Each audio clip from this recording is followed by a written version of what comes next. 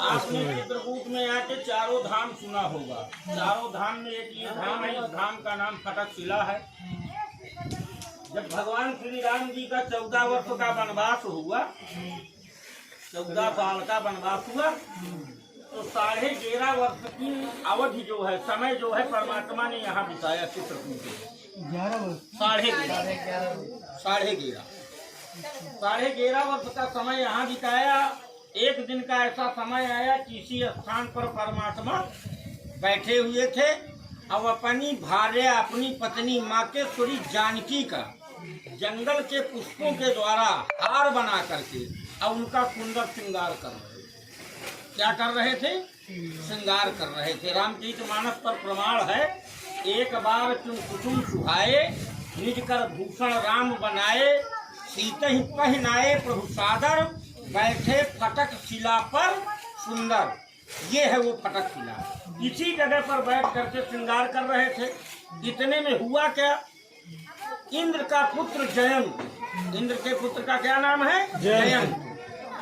उसने देखा कि संसार के लोग इसको ईश्वर कहते हैं, परमात्मा कहते हैं, और ये एक साधारण मानव की तरह अपनी पत्नी का श्रृंगार कर रहा है।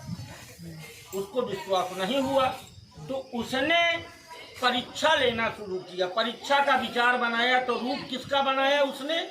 कौए का।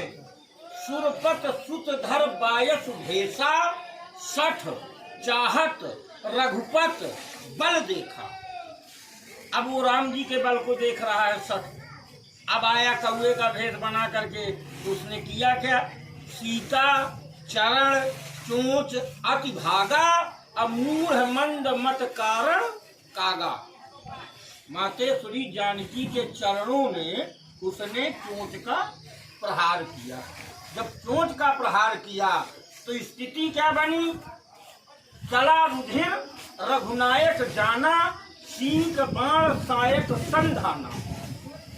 जहां चरणों से धार निकली खून की, तो राम जी ने 2 तड़का उठाया, एक को धनुष बनाया और दूसरे को बाण, ठीक, और छोड़ दिया उसके पीछे। अब जब वो बाण चला तो 3 लोक में जयंत घूमा।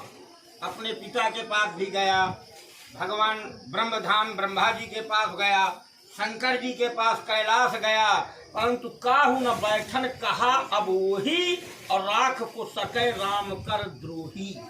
भगवान से द्रोह करने वाले व्यक्ति को संसार में उसकी रक्षा कहीं नहीं होती है। स्थिति जब कोई नहीं मिला बचाने वाला, तो व्याकुल हो गया। तो व्याकुल हुआ तो देखा क्या? नारद देखा विकल जयंता, और लाग दया कोमल चित संता। हृदय का, संत का हृदय जो होता है बड़ा कोमल होता है। नारद जी ने बाण को भी रोका और जयंत से कहा कि ऐसा तूने क्यों किया अपराध? बोले भूल तो हो गई।